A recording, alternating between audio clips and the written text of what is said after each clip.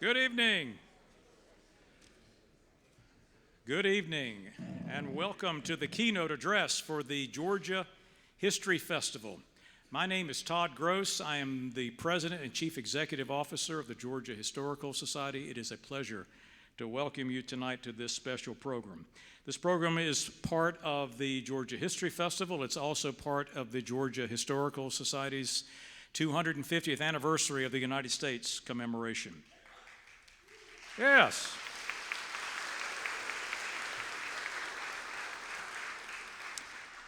If you are not familiar with the Georgia Historical Society, let me tell you a little bit about us. Founded 1839, oldest continuously operating historical society in the South, headquartered here in Savannah because in 1839 Atlanta didn't exist. This was the big city in Georgia. I like to remind them of that up there too.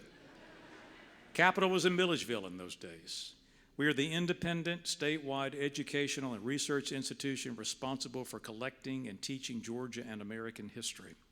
If you like this program tonight, I'm going to invite you to take one of these with you and become a member and get involved. If you haven't been a member, I met someone earlier, they said, I'm an inactive member. I said, well, that's not really, it's like being half pregnant. You're either a member or you're not. So I hope if you've been one, you'll come back. If you're not a member, I hope that you will sign up. You can hand this to any of the people who've got badges on around the room. You can go to the website and also sign up. The Georgia History Festival, which this is a part of, the keynote address, is our K-12 education program that reaches almost 250,000 Georgia students every year through their teachers. So we're delighted to have you here tonight supporting that. Before we introduce the speaker, I want to thank a few people who have helped to make tonight possible. First of all, I want to thank Congregation Mikveh Israel. We're delighted to be back in this historic and beautiful sanctuary.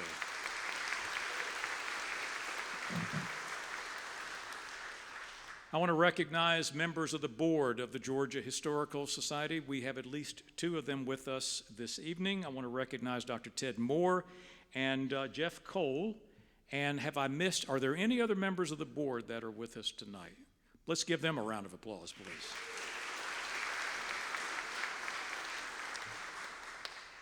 I want to recognize the sponsors of the Georgia History Festival. If you'll bear with me, I need to call out these names because these people have all given in order to put on an incredible education program to teach history to the people of Georgia. The Southern Company, the Home Depot, Hyundai, Chick-fil-A, Delta, Georgia Power, Gulfstream, Georgia Ports, UPS, AT&T, the Carol and Ramon Tomei Family Fund, the Coca-Cola Foundation, South State, and Synovus. So please give them a round of applause. And the sponsors for tonight's program, as you saw, I want to recognize them, Chick-fil-A and Delta. I thank them for making all this possible.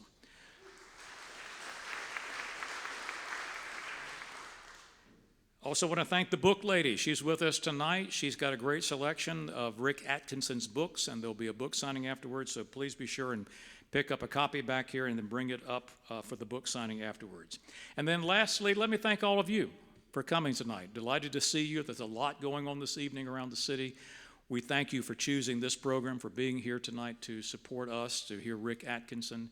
And if you're from out of town, and I think there's some folks in here even from Atlanta, thank you for coming down to be a part of this program here tonight. Well, tonight marks the 246th anniversary of the Siege of Savannah, and specifically the attack on the Spring Hill Redoubt, which occurred less than half a mile from where we're sitting right now. So it's fitting that we hold this program tonight on the American Revolution with our special guest speaker, Rick Atkinson. Now, Rick Atkinson needs no introduction from me. There's not really anything that I could say that would add luster to his distinguished career. I mean, after all, the man has 3 Pulitzer Prizes. But I will hasten to add that I think he has assumed the mantle of the late David McCullough as America's historian. And I think after next month, when Ken Burns's film on the American Revolution comes out, he is also going to become the Shelby Foote of the next Ken Burns film. I've had a chance to see a preview of it. Rick is all through that. He just needs to grow the Van Dyke and get a pipe. but he really has made it quite a special production. This is the third time the Georgia Historical Society has brought Rick to Savannah. The last time that he was here was for his induction in 2019 as a Vincent J. Dooley Distinguished Fellow. He wanted to see the Spring Hill Redoubt. Stan Deaton and I took him over there to see the battlefield. It was a dreary day, it was drizzling. You know there's a very large flagpole over there. We got up to the fortification, and right about that time, out of nowhere, an eagle flew across us and landed on top of the flagpole as if it were a finial and struck the pose of an eagle up there. And Rick said, "How in the heck did you pull that off?" And I said, "Man, I've been training that eagle for weeks to get this to happen." But actually, what I did say was that that eagle is doing that to recognize your contributions to American history, not only from the Revolution, but from World War II and all the other works he has written. That eagle knew he was in the presence of greatness, and I think all of us do here tonight as well. The format for tonight's program is going to be a discussion moderated by the senior historian and the Dr. Elaine B. Andrews, distinguished historian at the Georgia Historical Society, Dr. Stan Deaton. So, without further ado, please join me in welcoming to the stage Stan Deaton and the incomparable Rick Atkinson.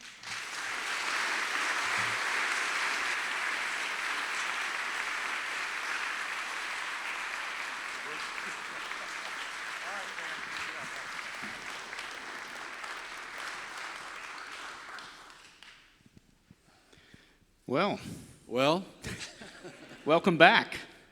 Thank you, Stan. Thank you so much for having me back. This is a trifecta for me. I'm in one of the most wonderful towns in America. I'm with one of the great historical societies in America. I know all of them. You're at the top of the list. And I'm with some of my favorite public historians, including you, Stan.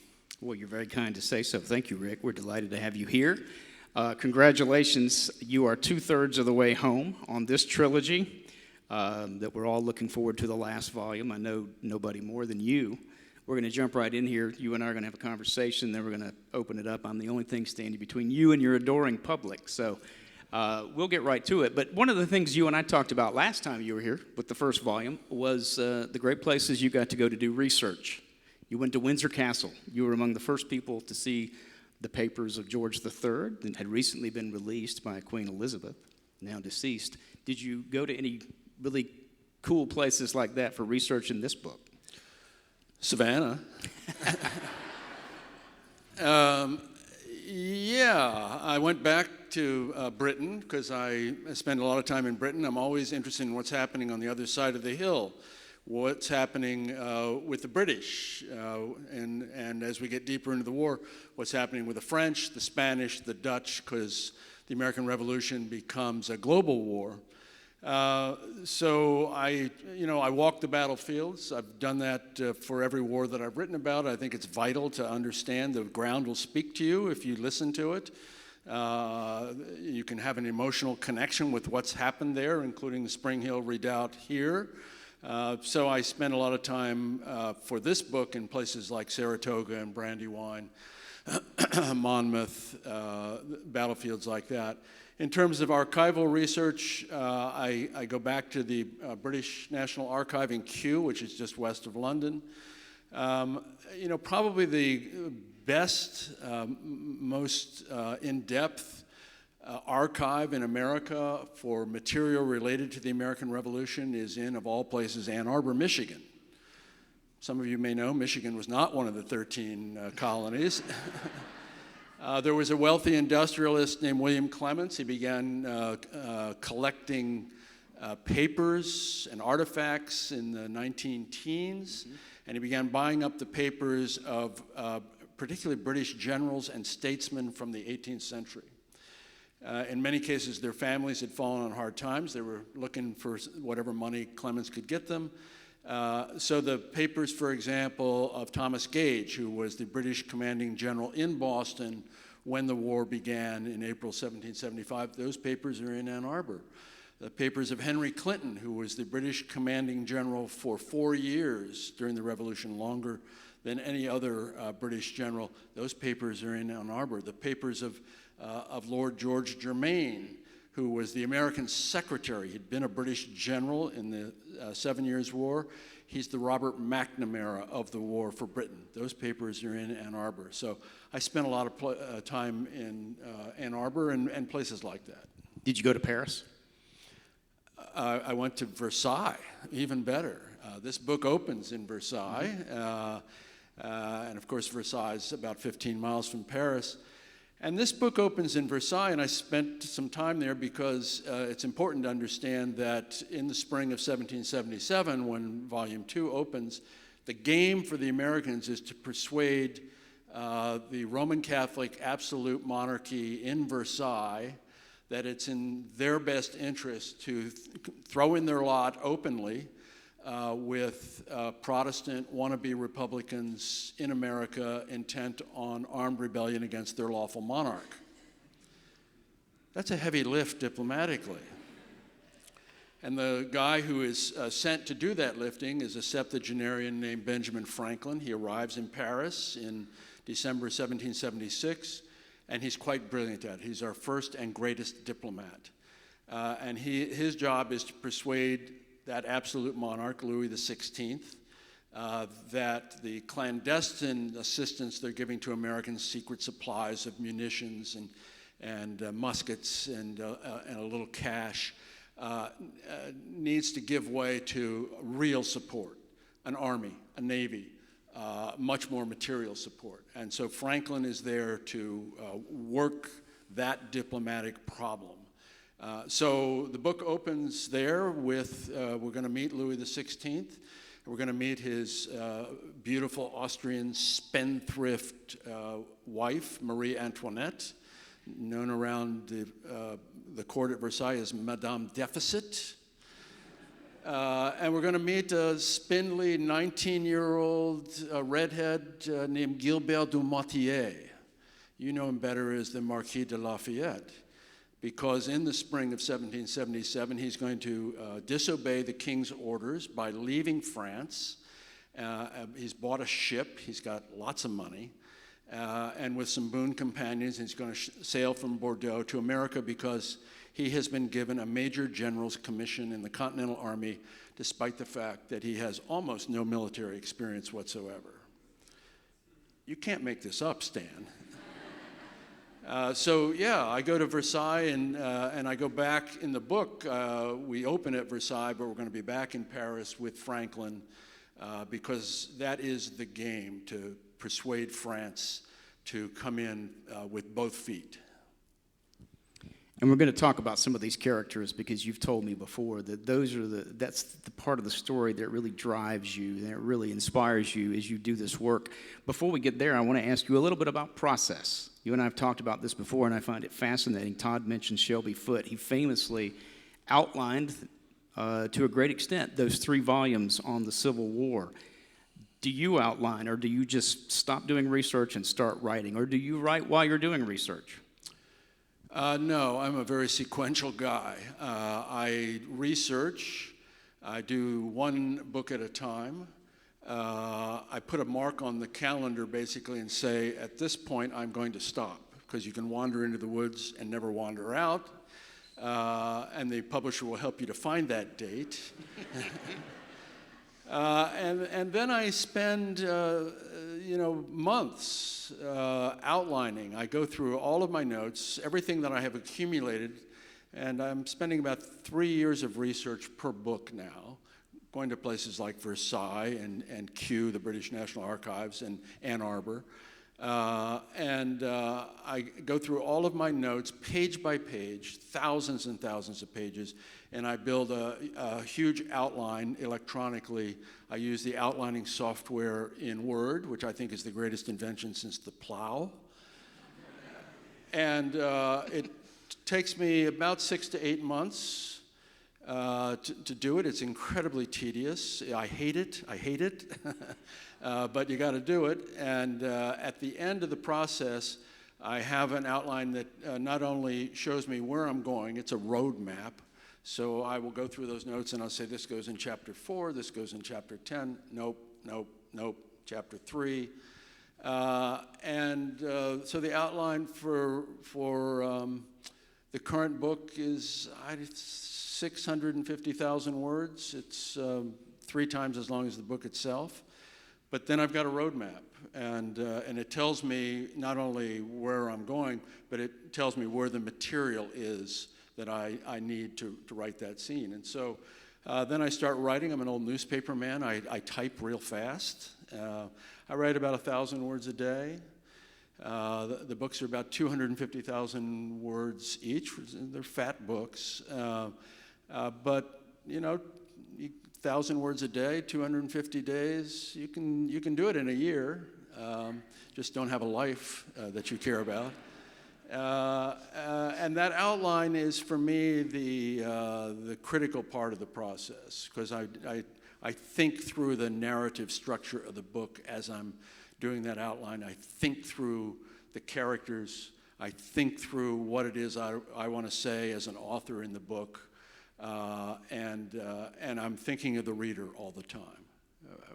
What does the reader want to know next? What does the reader have to know next? What's going to surprise the reader? David McCullough, thank you, Todd, for that. I'm not David McCullough. There will only be one. David McCullough once said, in good narrative writing, there's no such thing as a foreseeable future.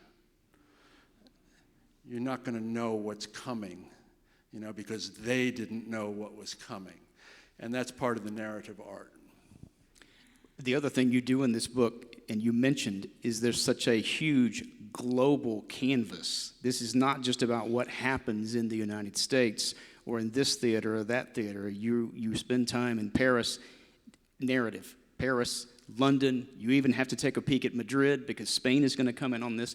Did you, which is a lot of stuff to cover and to pull together, did your experience as a reporter who has been all over the world and covered conflicts everywhere, do you bring that to bear in dropping a net on a subject that big?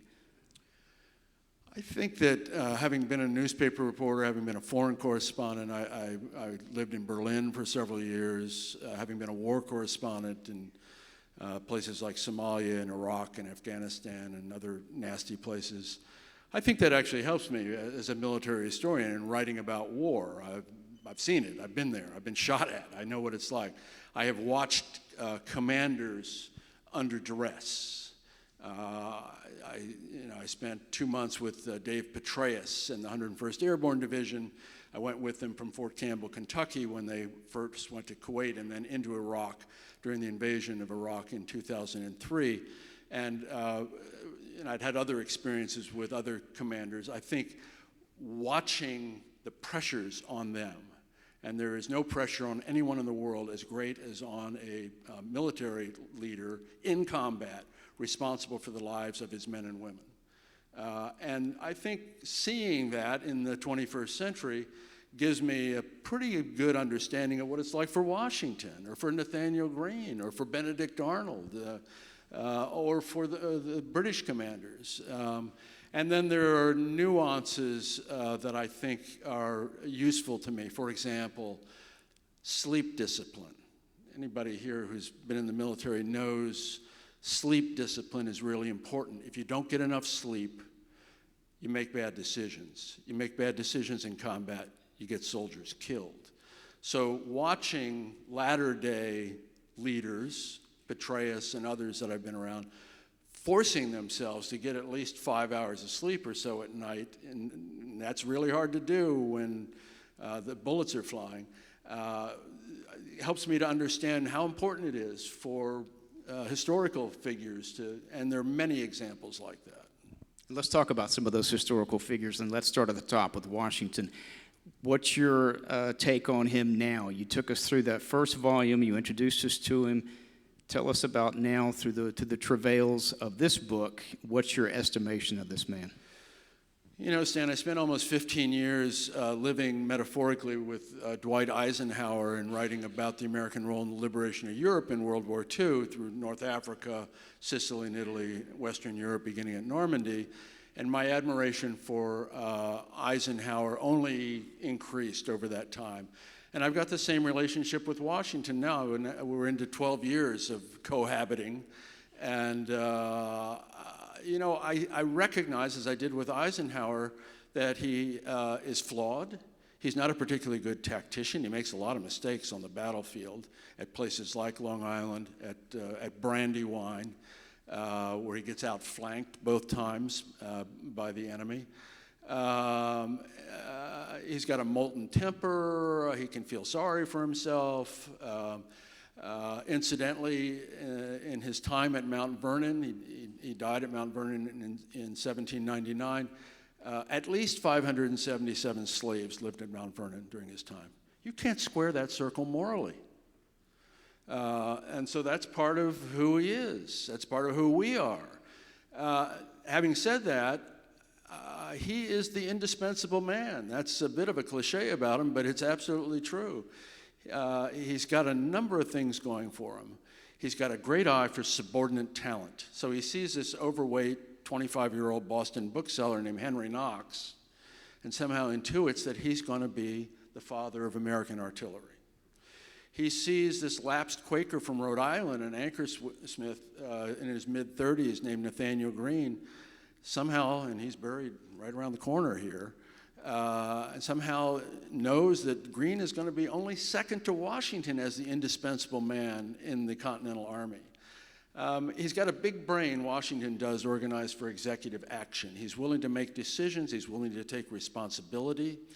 The man who proverbially could never tell a lie, well, he could sure prevaricate, especially when he's trying to explain to Congress yet another battlefield loss. He's very durable. He's at war for 8 years. He only goes back to Mount Vernon once in those 8 years. He's only there for a couple of nights. He never seems to even catch cold. He's very robust, and that is really important in the 18th century when thousands of soldiers are dying from typhus and smallpox and other ailments. So that's a real important part of his success as a battlefield leader. So, my feeling is I'm looking forward to spending the rest of the war with him. I think that the accolades that have fallen on his head for 250 years are generally earned. It's important to remember that we're the beneficiaries of an enlightened political heritage handed down to us from that revolutionary generation. It includes personal liberties, and it includes strictures on how to divide power and keep it from concentrating in the hands of authoritarians who think primarily of themselves.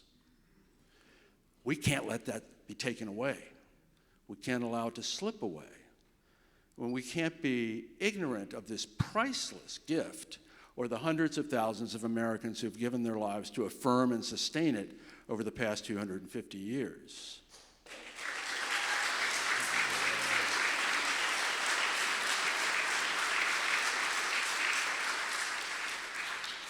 And Washington, more than anyone, is emblematic of that.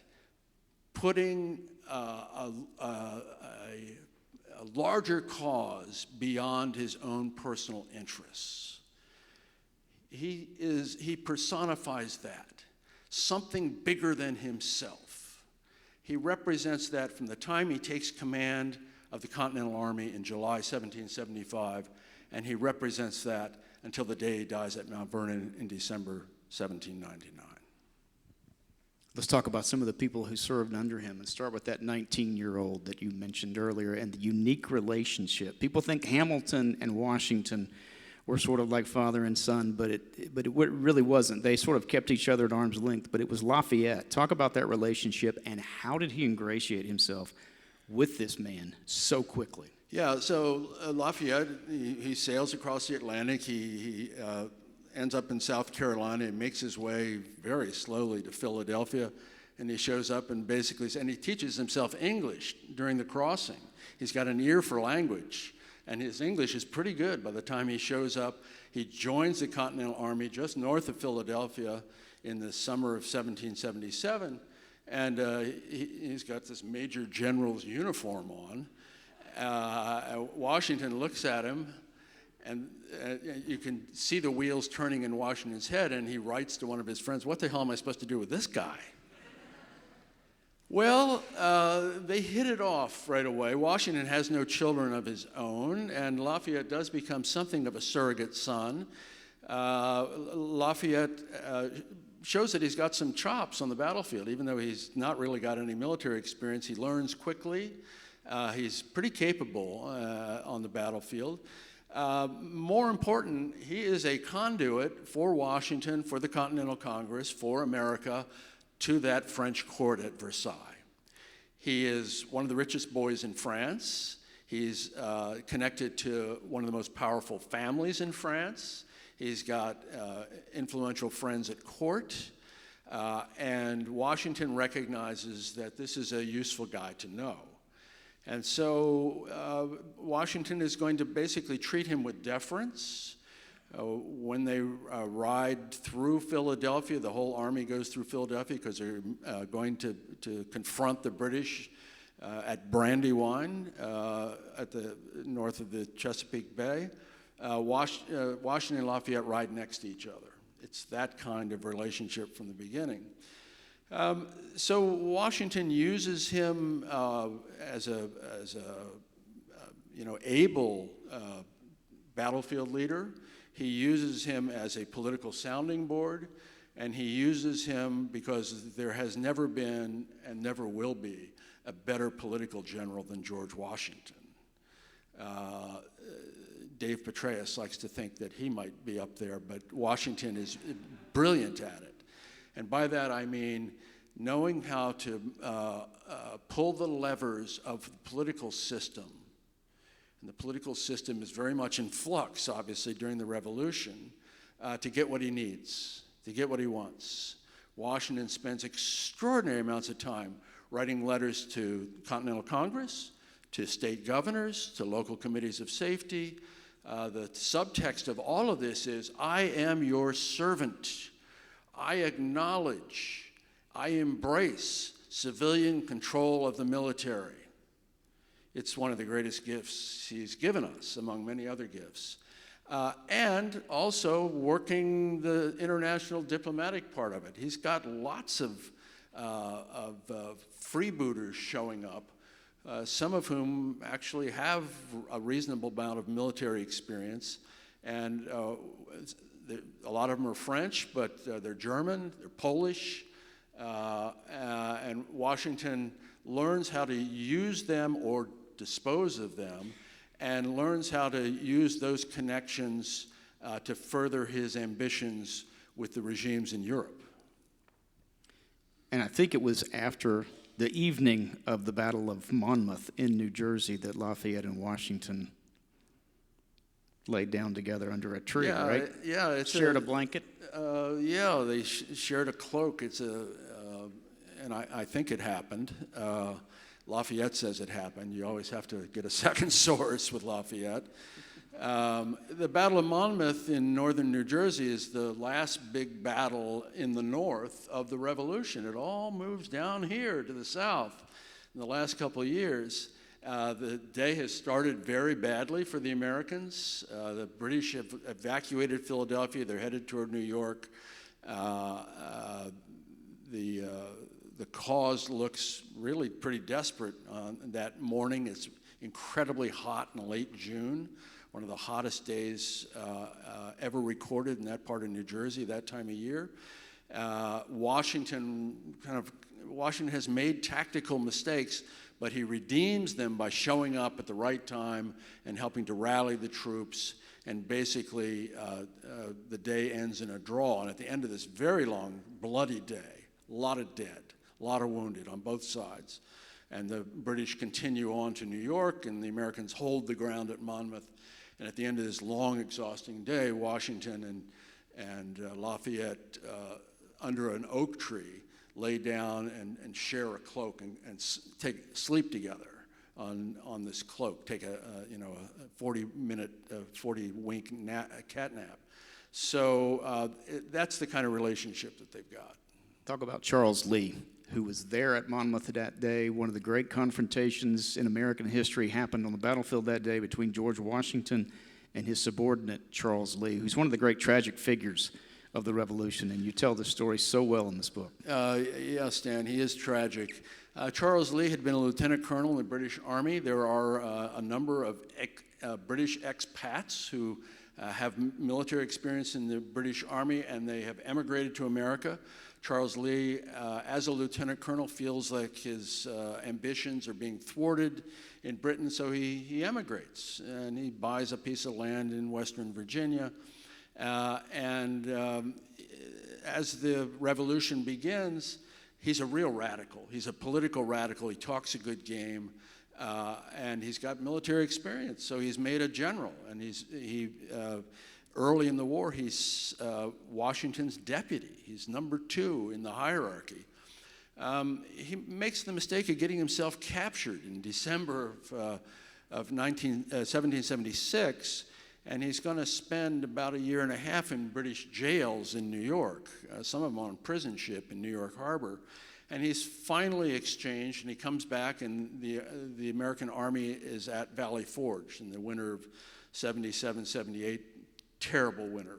More than 2,000 American soldiers die at Valley Forge of disease and malnutrition and lousy clothing and all the rest of it.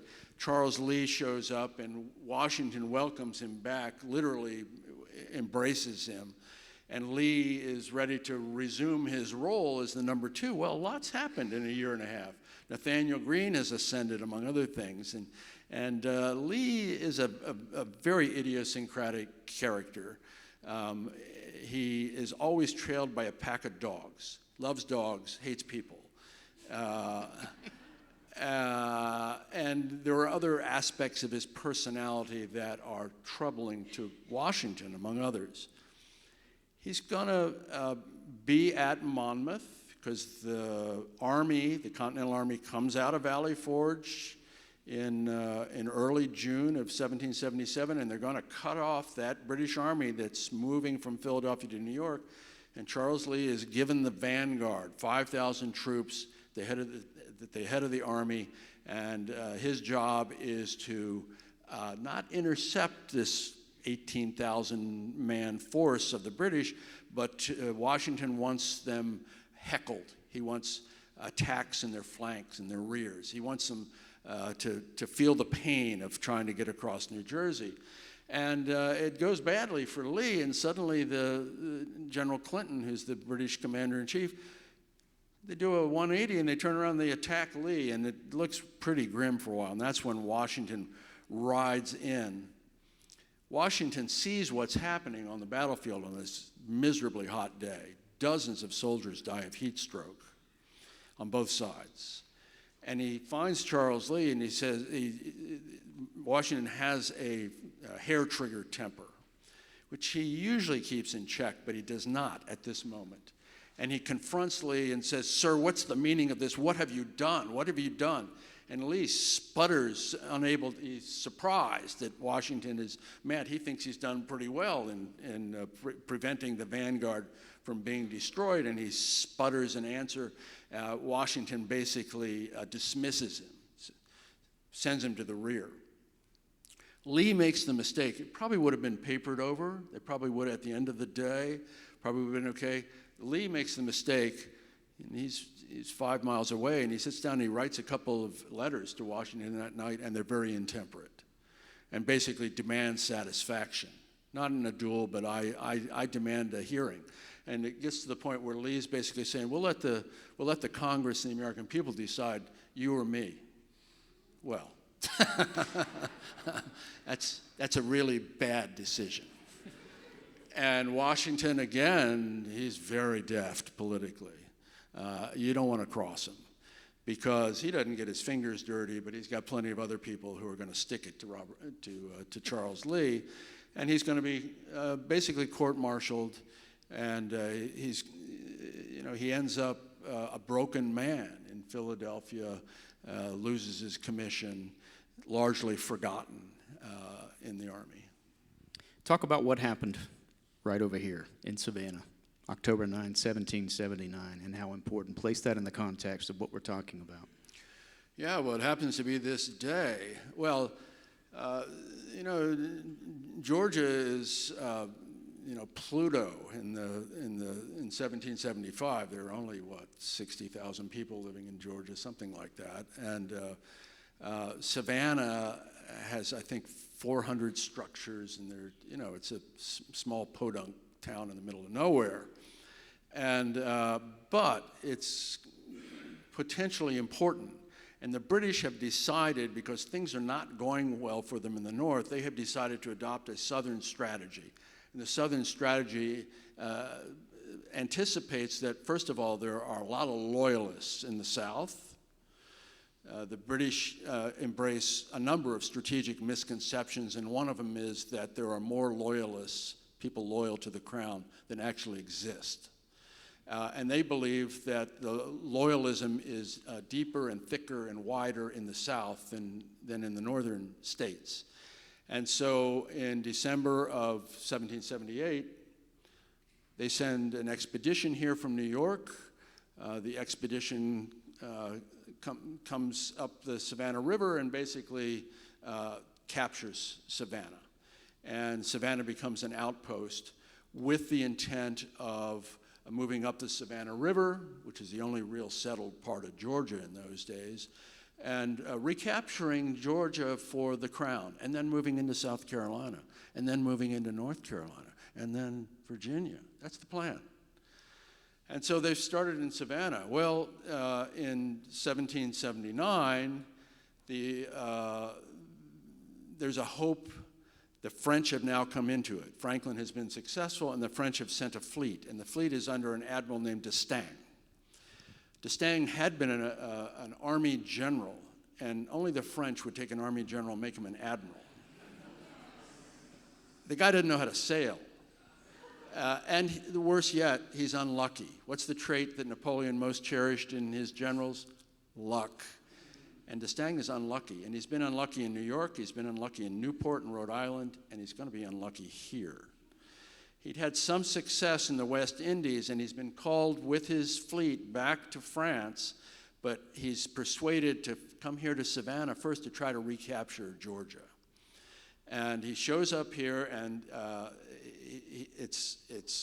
he's September 8th, he shows up just off the coast, 1779.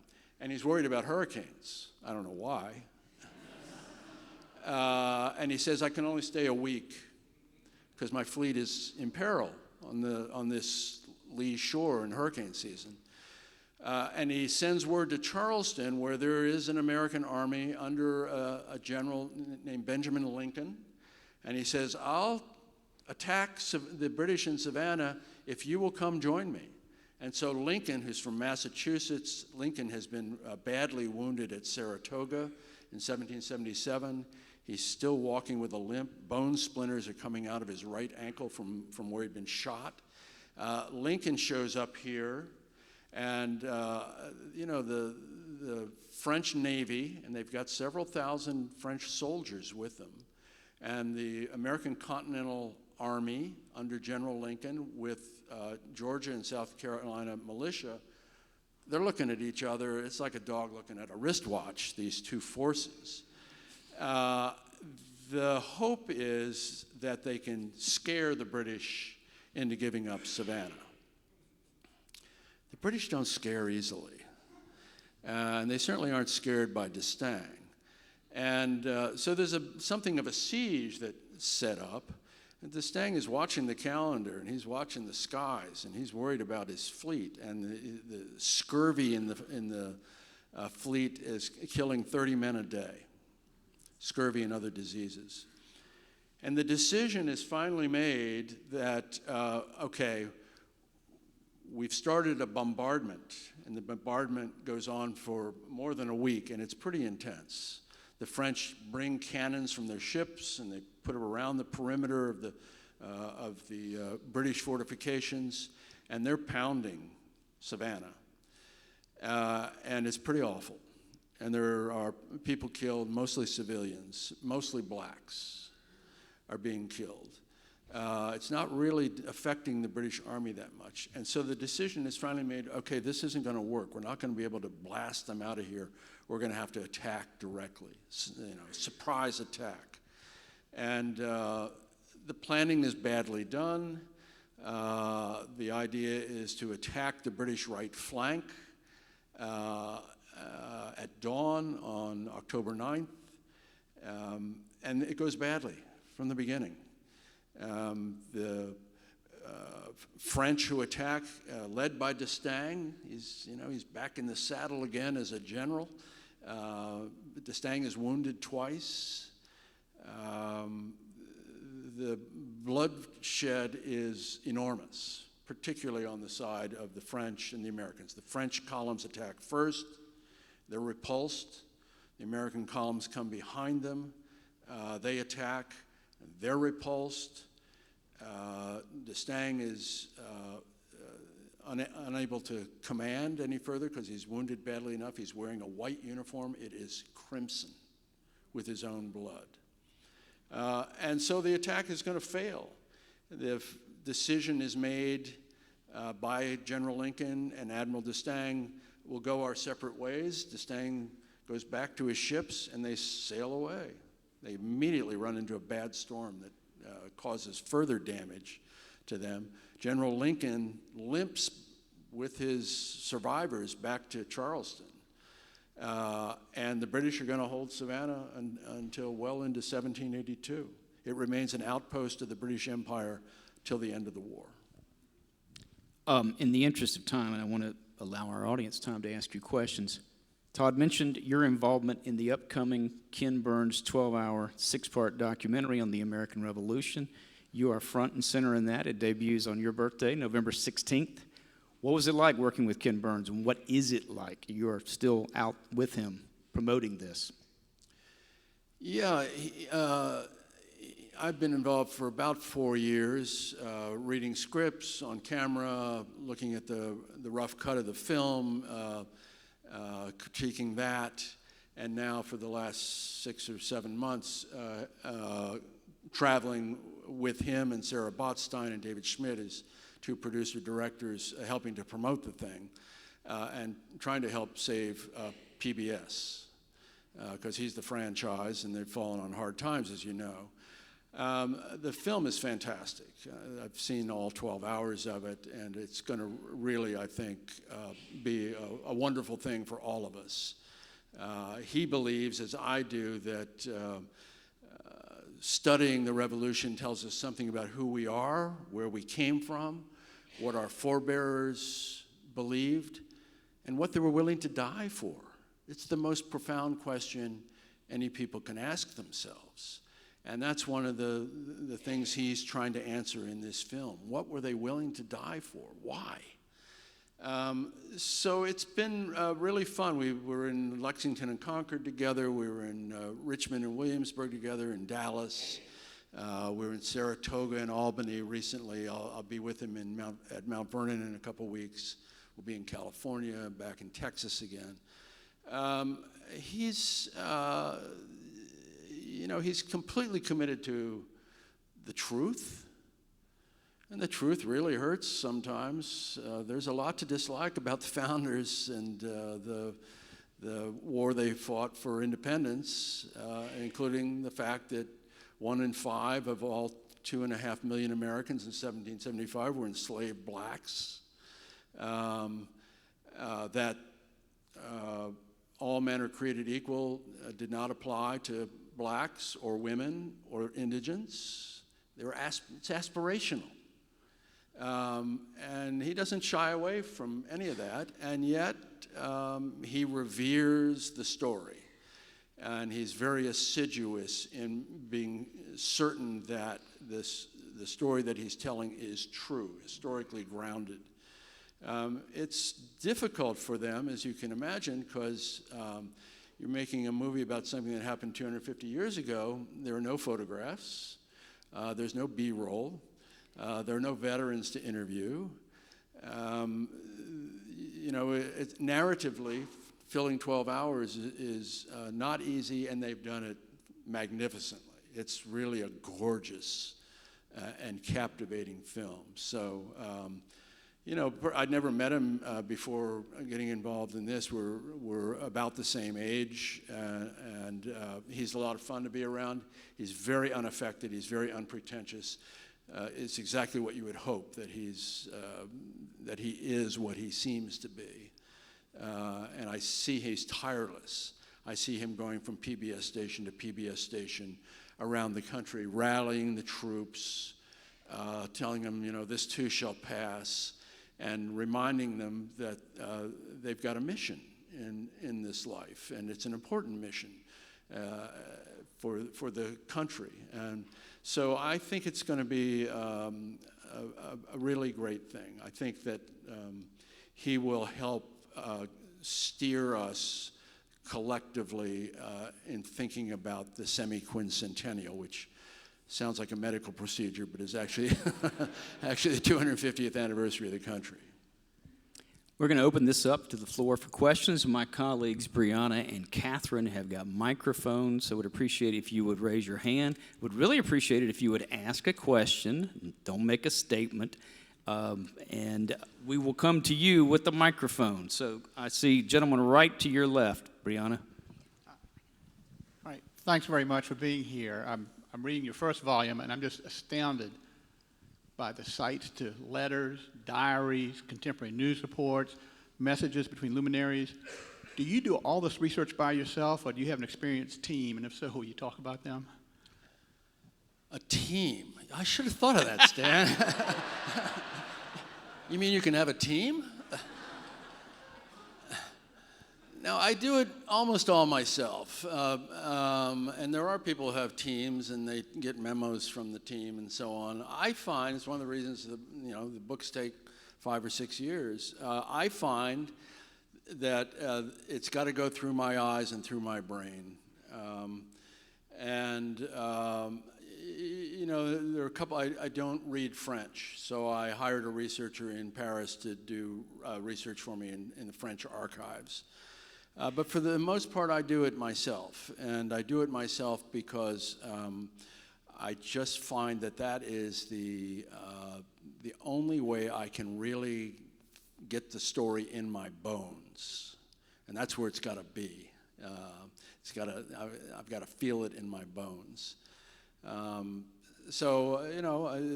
is what it is, and I started work on Volume 3, and I'm going to think about that team thing.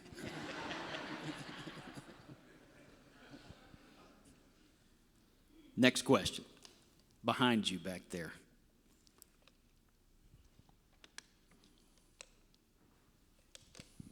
Every time I start reading about the Revolutionary War, I'm always amazed that we actually won. And so I was wondering, what was the overarching strategic failure on the part of the British that allowed us to win? Yeah, that's a great question. Because when you're fighting, when you're waging an insurrection, you have to not lose. When you're waging a counter-insurrection, when you're trying to suppress an insurrection, and we know this from our history, we know this from Vietnam, we know this from Iraq, you have to win, especially if it's an expeditionary war where you're traveling a long distance. So for the British, they have to win. Washington learns fairly early on that he's got to not lose. And so he's playing strategic defense for a good part of the war, trying to avoid having the Continental Army destroyed, which would probably bring the cause to an end, and trying to nick the British enough and bleed them here and there so that both militarily and politically at home, the war becomes a burden that can no longer be sustained. The British make several strategic mistakes. They have several strategic misconceptions. I mentioned one of them. They believe that the level of loyalism in the country is deeper and wider than it actually is. Modern scholarship has showed that about 20% of the 2 million white Americans are committed loyalists in the 13 colonies. And there are pockets of loyalism along the western frontier, along the eastern shore of Maryland and Delaware, New York City.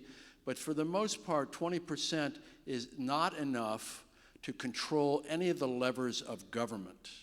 They don't control the Continental Congress. They control none of the states. Despite occupying Savannah, they don't really control Georgia because they've abandoned Augusta, and they've got this little enclave in Savannah.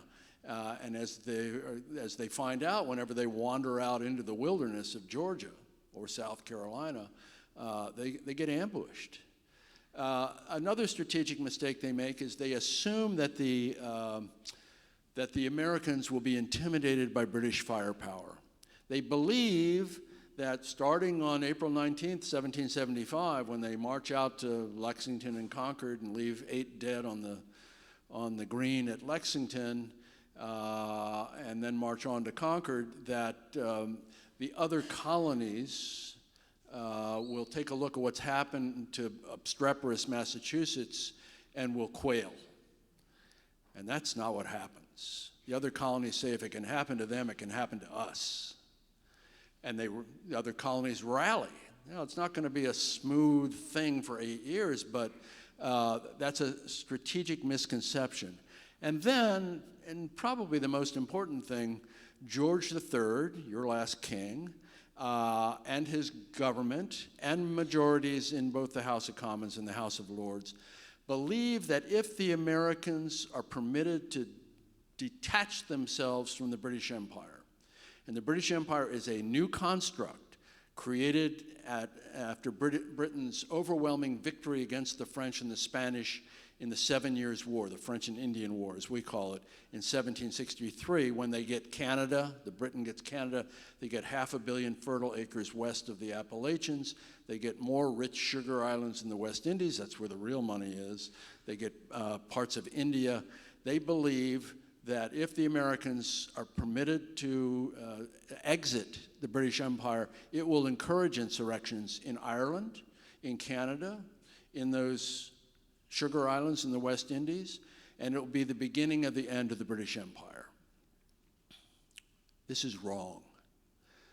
George III is told it's wrong. He's told it's wrong by the opposition in Parliament, which is small but vocal. It includes people like Edmund Burke, one of the great political thinkers of the 18th century, one of the great orators in British political history.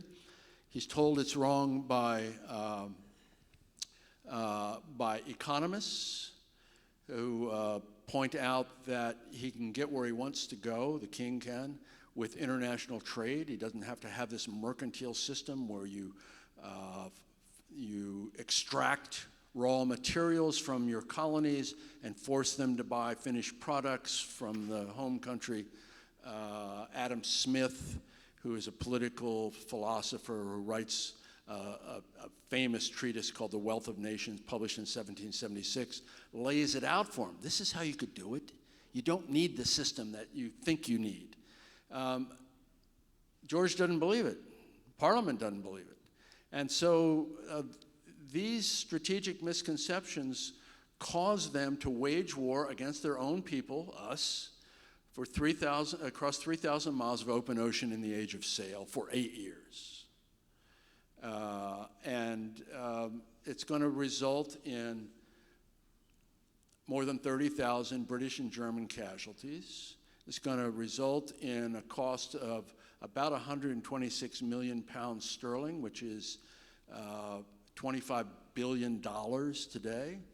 And it's going to result in the loss of about 500,000 square miles of the British Empire.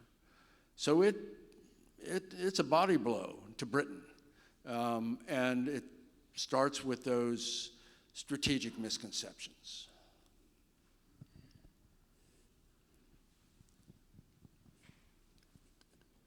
Brianna's coming down.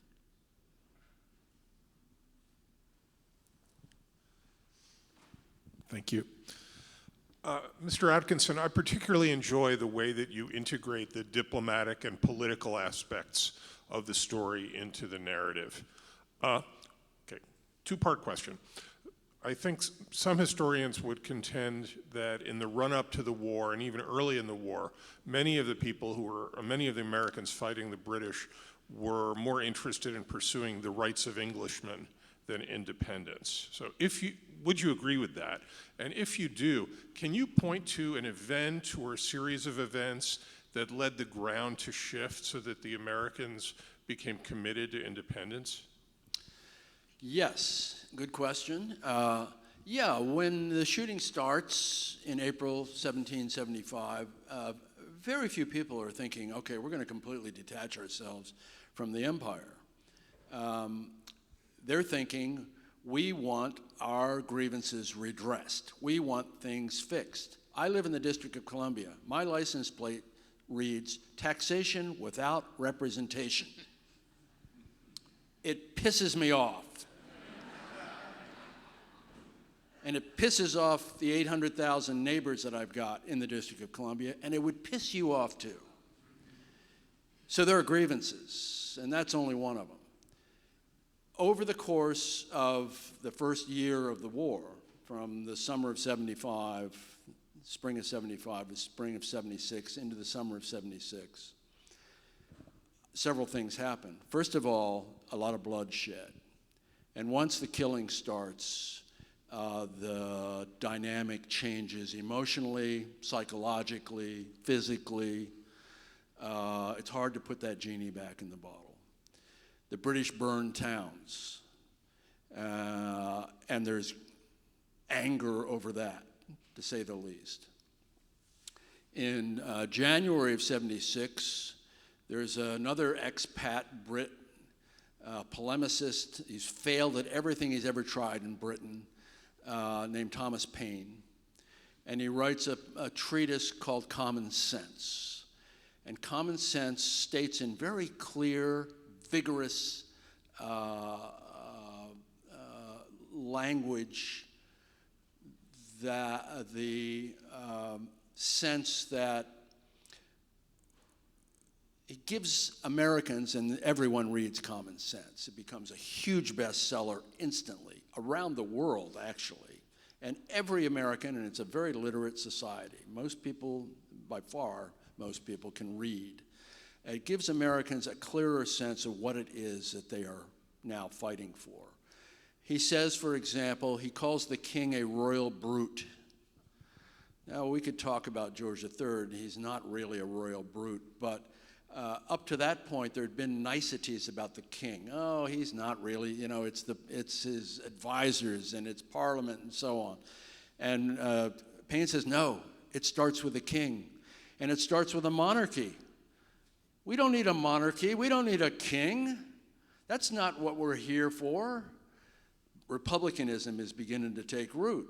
There's a recognition that, yeah, you know what? That guy's right. We don't need a king, especially a king who lives 3,000 miles away and doesn't seem to give a damn about us.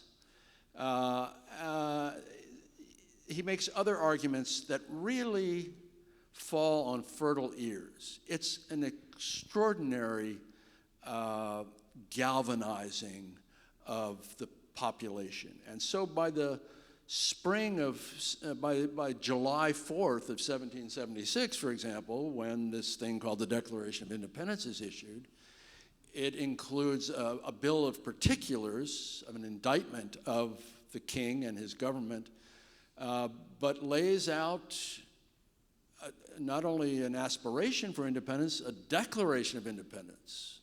So they've come a long way since the first shots in April 1775. And it's happened, it's pretty precipitous. Well, one final question before we go to the book signing. Catherine, you haven't used your mic yet. Thank you. Thanks. Mr. Atkinson, I'll work for free if you need a team of researchers. We'll work for food. I'll have the sign. Thank you. I wanted to ask you in your research, did you have a time or a moment where you had kind of a preconceived idea of how something was laid out, or what the background was, or what a situation was, and then your research all of a sudden really reset you, almost an aha moment of, wow, this is different than what I thought it might be, whether it's a political situation, a personality of a particular individual, or a battle, anything like that. Also, when are you going to do the Civil War? That's not happening. Yeah, I mean, one of the joys of doing what I do, and one of the pleasures of doing what I do, one of the reasons that I do it, is because you're always surprised. You're constantly correcting the misperception that you have about this or that, or particularly about people. So that, the deeper I get into it, and granularity is my constant pursuit. I'm always trying to get closer, to understand better, to see better, to feel it, so that I can make the reader feel it and smell it and hear it. I'm constantly surprised by the British, by the fact that they have these strategic misconceptions, that they're so ill-informed about what's going on here. It's worth noting that George III, who's king for 60 years, he becomes king in 1760 at the age of 22 and lives to 1820, he never leaves southern England. He never even goes to Scotland to go fishing or whatever. He's never in Ireland.